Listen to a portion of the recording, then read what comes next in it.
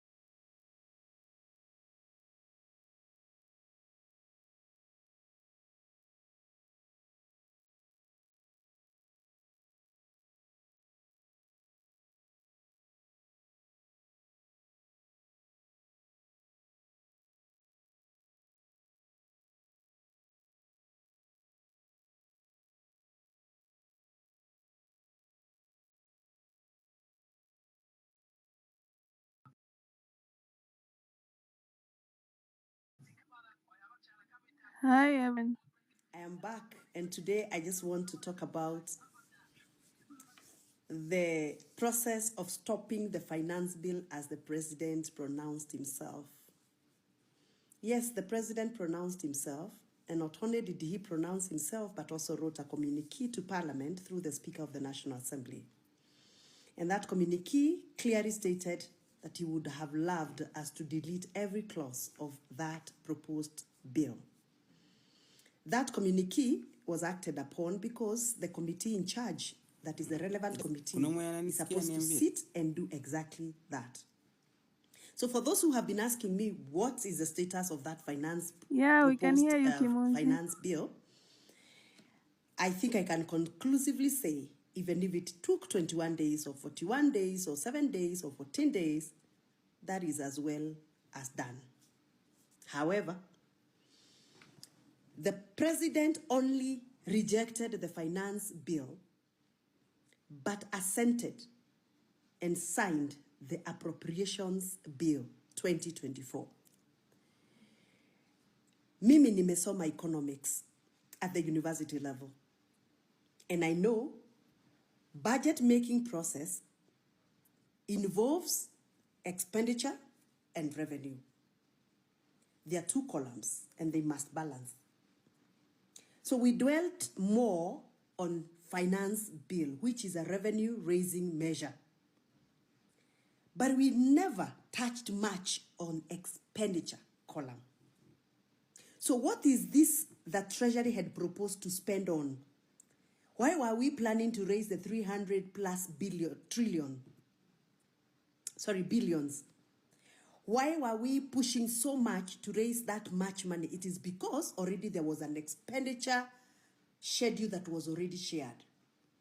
Unfortunately, in Parliament, we always use a lot of time and energy to discuss taxation, raising measures, but we don't go through budget. And guys, remember we are talking about the youth unemployment and the possible solutions we can offer. And if you have any internship positions or any job offers, you can offer the youth. Maybe you can tell us your story and maybe you tell us what you want to dwell much do or accomplish or something like that. Kindly. Mercy or Dennis Law can start. Why? Or Raima. So anyway, the president signed his expenses. Okay, thanks, Kimuzi, for the chance given. Those expenses I think when we're talking about youth unemployment, it's something inclusive because the youth are many in this country.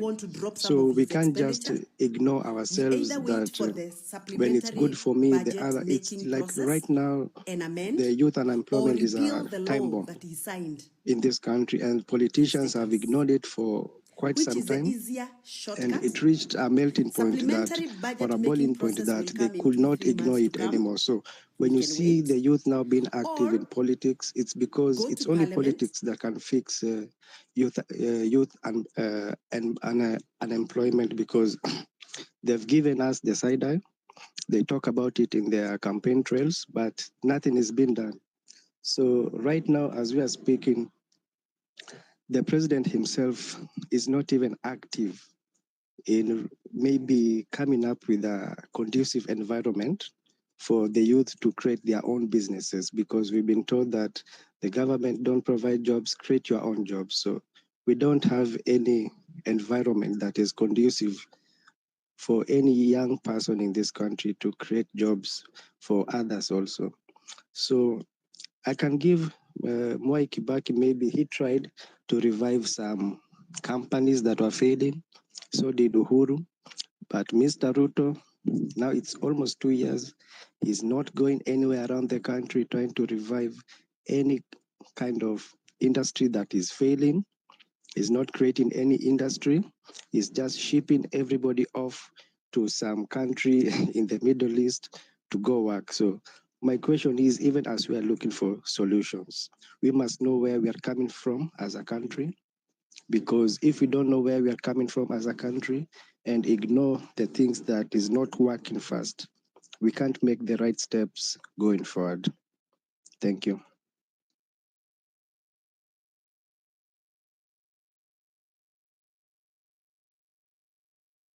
Eve.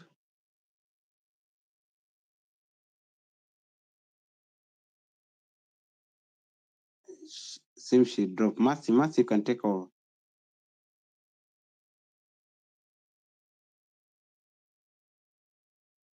Aima?